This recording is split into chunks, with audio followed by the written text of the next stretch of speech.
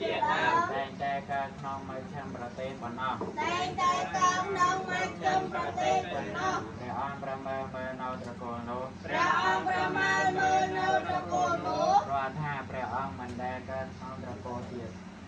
ព្រោះថាព្រះអង្គមិនដែលកើតក្នុងត្រកូលទៀតត្រកូលសត្វសោយឡើយត្រកូលសត្វសោយឡើយត្រង់តែកើតក្នុងត្រកូលទីគឺត្រង់តែកើតក្នុងត្រកូលទីគឺហាតយៈត្រកូលមួយហាតយៈត្រកូលមួយនិងព្រាហ្មណ៍ត្រកូលមួយនិងព្រាហ្មណ៍ត្រកូលមួយព្រះអង្គប្រមើលមើលនៅមេដានោះព្រះអង្គប្រមើលមើលនៅមេដានោះព្រោះថាស្ត្រីដែលជាពុទ្ធមេដាព្រោះថាស្ត្រីដែលជាពុទ្ធមេដាមិនមែនជាស្ត្រីលេឡោះ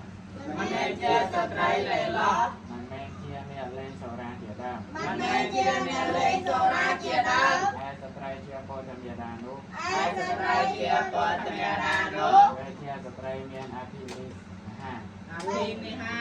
គឺជាស្ត្រីមានអភិនិហាកសាងមកអំពីអតីតជាតិកសាងមកអំពីអតីតជាតិមានបារមីធัวបំពេញគ្រប់មួយសែនកាប់មានបារមីធัวបំពេញគ្រប់មួយសែនកាប់